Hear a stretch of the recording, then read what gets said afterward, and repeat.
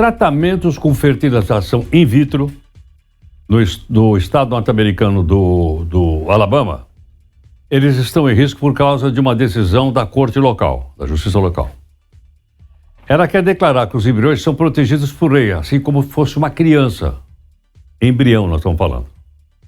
Assim, ou perda ou descarte de ovos fertilizados pode caracterizar crime de homicídio. Caramba!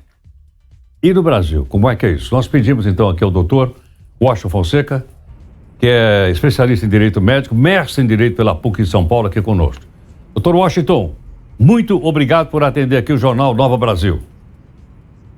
Bom dia, Heródoto. Bom dia a todos. Um prazer estar aqui com vocês. Doutor Washington, eu suponho como leigo, que deve ter aqui uma questão de ordem jurídica e até mesmo uma questão de ordem bioética. É isso ou não? E religiosa também, Heródoto. E essa decisão da Suprema Corte do Alabama, ela foi pautada em princípios religiosos para que tivesse essa conotação, esse encaminhamento, esse viés aqui que a gente pôde justamente observar. Então ela carrega, o juiz da Suprema Corte trouxe sim fundamentos religiosos cristãos para que chegasse a essa conclusão, equiparar o embrião a uma criança.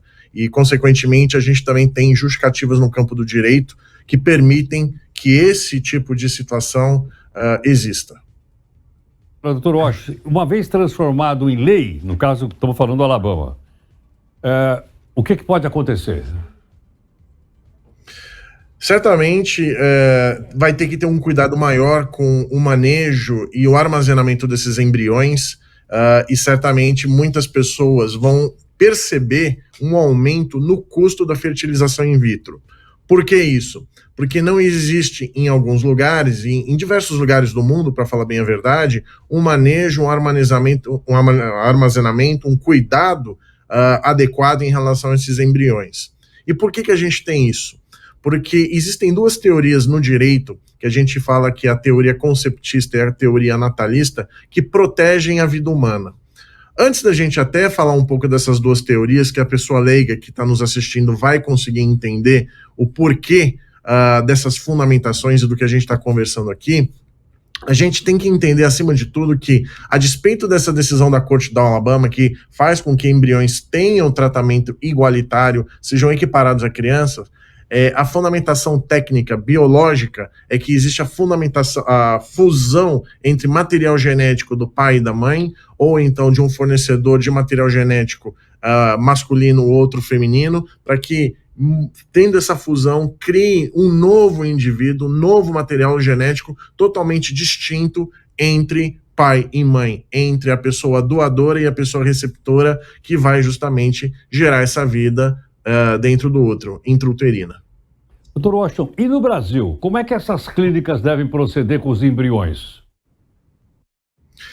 Então, Heródoto, coisas que eu queria deixar claro para a população aqui que está nos ouvindo e nos assistindo, é que, número 1, no Brasil existe proteção para o embrião sim também.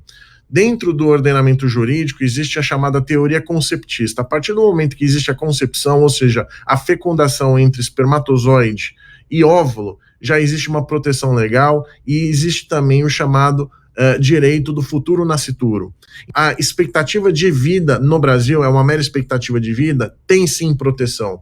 Ao passo que também existe a chamada teoria natalista. Essa teoria natalista confere direitos aos indivíduos que nascem com vida e, obviamente, a partir do momento em que existe o nascimento com vida, esse indivíduo ele é protegido. Então, pela teoria conceptista que eu falei há pouco, existe uma expectativa de direitos e proteção dessa vida.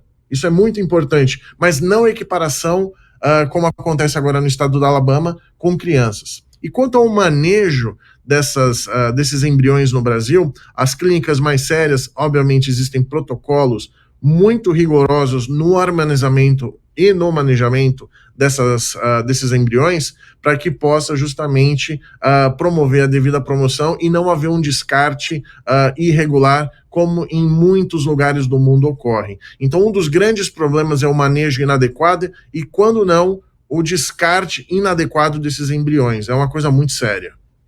Compreendo. Então, doutor Washington, geralmente nesses casos, nesse tipo de tratamento, são obtidos vários embriões e às vezes um deles apenas é implantado no útero da mulher. Esses demais, então, ficariam guardados para sempre aqui no Brasil, no laboratório, na clínica responsável?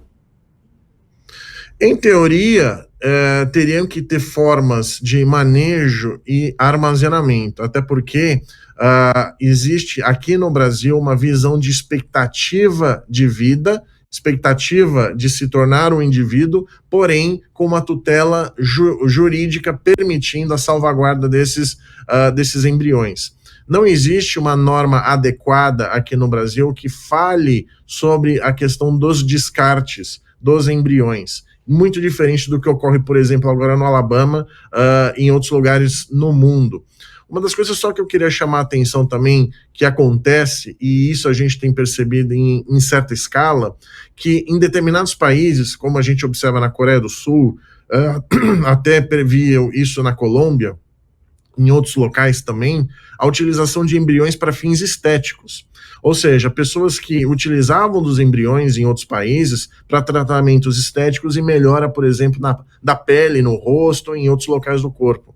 Então, aqui no Brasil, retornando à sua pergunta, não existe uma determinação específica e o que a gente observa também, a título de ilustração para fins de informação, é que quem regulamenta hoje esse tipo de matéria, de quem vai poder fazer a fertilização in vitro, quem vai poder ter contato e idade, regulamentação de idade, entre outras coisas, é o Conselho Federal de Medicina. Existe a resolução 2320 de 2022 do Conselho que regulamenta a fertilização in vitro no Brasil. Agora, é muito importante também destacar que existe um projeto de lei que está parado no Congresso Nacional desde 1999, um projeto 90 de 1999 que foi já tramitado pelo Senado e que hoje está parado na Câmara dos Deputados, que fala sobre reprodução assistida. Então, a gente se encontra nesse limbo aí de não existir uma situação concreta para o descarte dos embriões, não existe uma lei específica, mas existem diretrizes que são trabalhadas e trazidas pelo Conselho Federal de Medicina. Doutor Washington, muito obrigado aqui por atender o Jornal Nova Brasil. Muito obrigado, Heródoto. Um abraço a todos. Nós agradecemos ao doutor Washington Fonseca, especialista em direito médico, mestre em direito pela... Qual é a sua opinião sobre isso aí? Tantas coisas antes que ele acabou de... Ele disse que em outros países do mundo, embriões são usados para fins estéticos. Eu quase caí duro aqui. Como assim? Vira cosmético? Acabou de falar isso aqui agora pra gente. Olha onde nós chegamos. Às vezes aqui a gente atira na pulga e acerta no camelo. O assunto é relevante, sem dúvida alguma, mas a participação do Dr. Washington deu uma dimensão aí muito maior ao assunto. Muito obrigado pela participação.